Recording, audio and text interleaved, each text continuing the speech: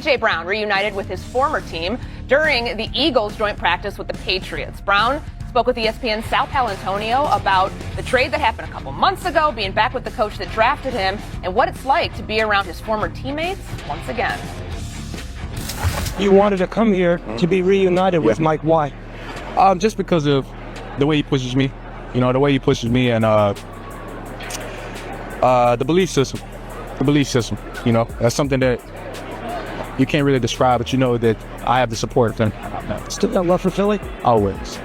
I will always have love for Philly, regardless of if I'm liked or hated. It's love. We won a Super Bowl together. I'll never forget that. I love my fellow teammates. I still talk to them. It's love. And talk to Jaylen? Not him, but a lot of guys. But I'm sure we'll probably catch up at some time this week. Might have that opportunity over the course of the next couple days ahead of their preseason game. Adam Schefter joining us now here on First Take. What do you make of what you heard from A.J. Brown? Well, first of all, great job by Sal to ask the obvious question there that some people might not have had the courage to ask in a tough spot like that. Have you spoken to Jaylen? No, we have not, but hopefully they can catch up this week. And hopefully they can. Hopefully they can clear the air and address whatever issues have come up between those two individuals. But A.J. Brown sounds happy to be in New England. He's going to make a huge difference for that Patriots offense, and of course the Eagles have to find a way to replace him. There are some issues there. He obviously documented them there, but A.J. Brown is an unbelievable player, and that's going to be a big-time addition for the Patriots this season. 4 words by Sal Paolantonio as a follow-up that's going to carry a ton of weight this year. You talk to Jaylen, ? That's going to play into, is Jalen Hurts an MVP candidate, which I have said he is. That's going to play into whether or not A.J. Brown can accept the idea of winning football games without a number of targets that he is looking for. Did you talk to Jaylen? That one soundbite right there gives us confirmation around the last year when Adam Schefter told us a million times that things were not perfect in Philadelphia and that they were not on the same page, and Adam was reporting it. That not that we needed additional confirmation, but Adam is one source in essence, and he just told you he's the other source, A.J. Brown. I mean, he's confirming everything. That was the surprising thing, right? Like, everybody suspected it, everybody thought it, but he just said, yeah. That was confirmation. It was affirmation of everything that everybody speculated on. And so when we retroactively look back at last year's Eagles team, there's no debate as to whether or not things went wrong. They went wrong. There's also the confirmation it went wrong. And it's also a question around the head coach, who I've been extremely supportive of. I think his record speaks for itself in Sirianni. But the job of a head coach, I would assume, is to step in and find a way when two important parties like that are not on the same page to at least have a working relationship that is productive. And I think they actually did something interesting. I think they overcompensated. If you look back at the peak of when they were beefing last year, Jaylen started throwing him the ball more. And I thought he forced it to him at times to say, hey, look, we're okay. Well, you're not okay. We know you're not okay. And I'm a huge Jalen Hurts guy, but it wasn't okay. AJ confirmed. And it's evident that A.J. Brown didn't want to be there. But let's talk about the guy in question here, Jalen Hurts. Like, if Jalen Hurts wanted him there, he could have made sure that A.J. Brown stayed. How do you view Jalen in all of this, knowing that we haven't heard from him and his side yet? Sometimes the divorce has to happen. And I think Jalen Hurts is in favor of that. I think if he had made the plea and said, listen, you got to keep this guy in town, I think the Eagles would say, fine, let's make a way for it to happen.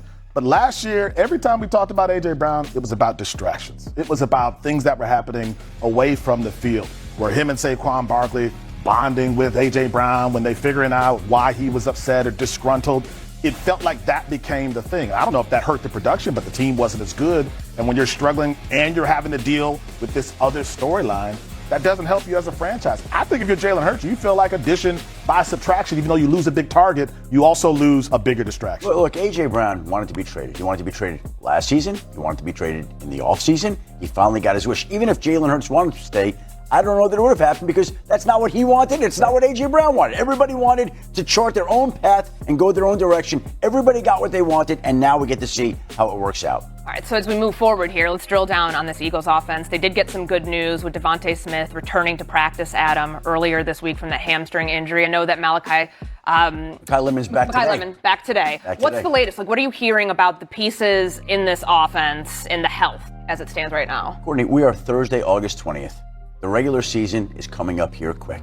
And that is why Devontae Smith is now back at practice, and that is why they are bringing Mekhi Lemon back today. Obviously, they feel like they're healthy enough but it's time to start ramping up. You're starting to see teams sign veteran players. You see Vita Vea's contract get done in Tampa. You're seeing moves made because players now know that it's time to get ready. It's go time. It's go time for the regular season. If they're going to be ready for the opener and be out there for as long as they want to be, they got to be out there now. So Devontae Smith is back this week.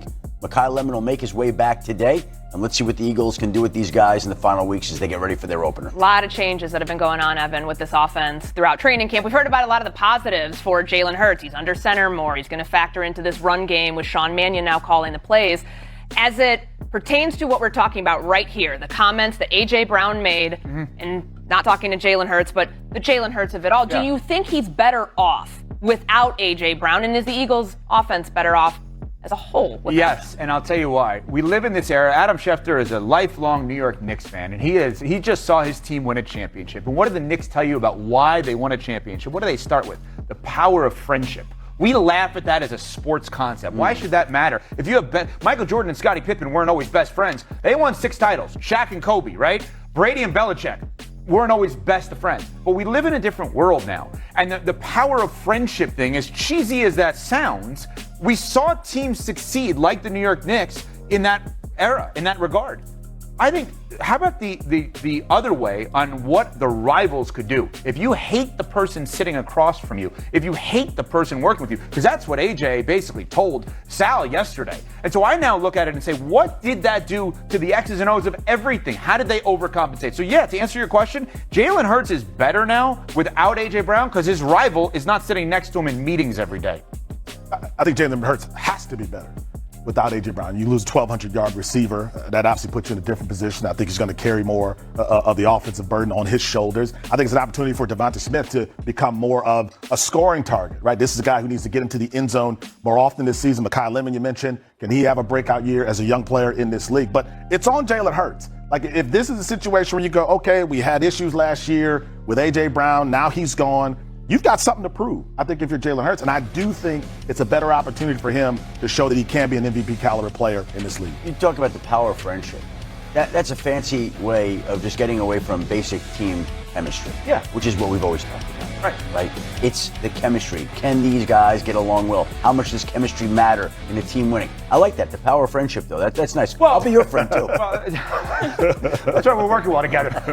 But let's look at the Russell Wilson Seahawks. Okay? Russell Wilson, who I'm a huge fan of on Wisconsin, but Russell Wilson was great until there seemed to be stuff that was just not going right in Seattle. Then all of a sudden this guy comes in and Sam Darnold a couple of years later, Geno in between, and everything fits. Everything fits together.